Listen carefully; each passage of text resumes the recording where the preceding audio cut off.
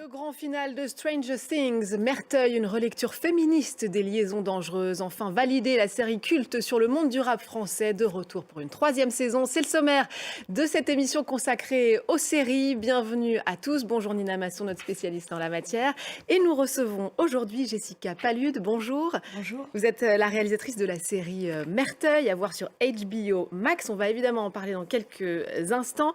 D'abord, un petit coup de projecteur sur Stranger Things. Nina, la série culte de Netflix qui s'apprête à donc livrer son ultime bataille. Voilà, le compte à rebours est bien lancé pour les fans qui attendent ce chapitre final depuis 3 ans et demi, la fin d'une saga lancée en 2016 qui a accompagné toute une génération qui a mûri avec ses héros, l'histoire d'un groupe d'enfants américains, donc je le précise, qui doit faire face à des créatures venues d'une dimension parallèle, le fameux Upside Down.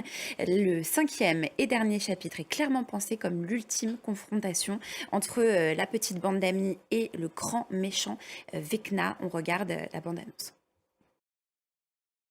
Et puis, signe de la fébrilité qui entoure la sortie de cette dernière saison, Nina, une décision radicale a été prise par la production. Même les acteurs n'ont pas pu voir le dernier épisode. Voilà, donc je ne peux pas vous dire, moi, ce qui vous attend. Je ne suis pas VIP à ce point. Donc oui, ils n'ont même pas pu voir l'épisode. Ils ne pourront pas avant sa diffusion finale sur Netflix, en tout cas.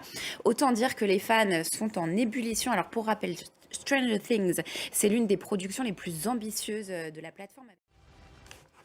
Voilà, verdict le 27 novembre prochain sur Netflix, avant un second chapitre à Noël, puis un final le 31 décembre pour clore définitivement le destin de Hawkins. Je ne pourrais pas vous en dire plus, j'ai rien vu, mais en tout cas, c'est l'une des plus grosses sorties de l'année.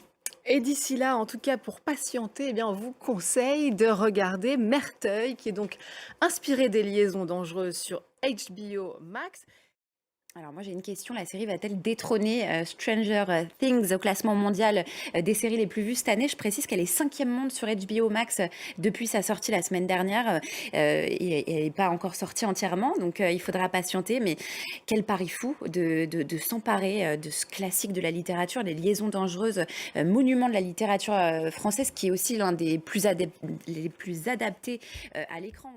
Est-ce que c'est bien nécessaire? Eh bien oui, 1000 fois oui. C'est ce qu'on se dit après avoir vu votre série. Moi, j'ai pu la voir en entier, j'ai pu être VIP sur ce point-là. Grâce à votre parti pris, Jessica Palude, il disait que la marquise de Merteuil, c'était la première grande héroïne de la littérature française, une héroïne féministe, pourrait-on dire. Alors, est-ce que vous pouvez nous dire en quoi elle est profondément moderne, cette Merteuil-là? Non, mais effectivement, nous déjà, la différence, c'est de raconter l'origine story de cette histoire.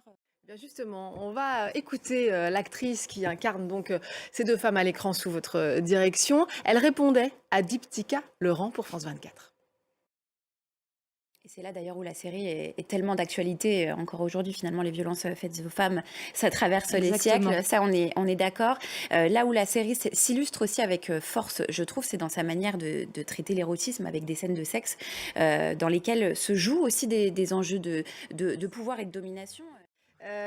Nina les a rappelés, les liaisons dangereuses ont été plusieurs fois adaptées sur grand écran. Souvent, le texte est associé au film de Stephen Frears. Comment est-ce que vous avez pris peut-être de la distance avec ces précédentes adaptations et trouvé votre voie? Déjà, moi, je suis une très grande fan du roman à la base.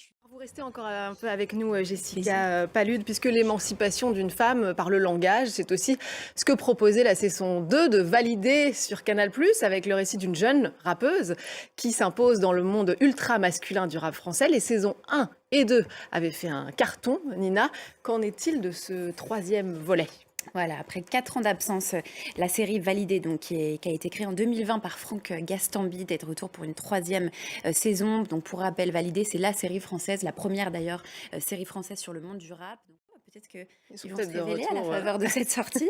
Donc la série est fidèle à son ADN. Elle se joue à nouveau des clichés du rap, sans se priver de parler de certains sujets un peu tabous, comme celle des faux streams. Vous savez, ces écoutes gonflées artificiellement sur les plateformes. En bonus, on a les apparitions d'Oxmo Puccino, Sofiane Pamar, et même de mon rappeur marocain préféré, El Grande Toto. Chacun dans son propre rôle. Donc voilà. Et ils ne sont pas les seuls stars à apparaître au casting. Je vous spoile pas tout. tout. Je vous laisserai découvrir les autres si ça vous intéresse. Mais c'est dispo sur Canal+. Merci beaucoup Dina, on se retrouve bientôt pour parler série. Merci aussi à Jessica Palud d'être passée sur le plateau Merci beaucoup. À l'affiche. Merci à vous de nous avoir suivis. N'oubliez pas de nous retrouver sur france24.com ainsi que sur tous nos réseaux sociaux. On se quitte donc avec des images de Validé saison 3. Je vous laisse découvrir et vous dis à très vite.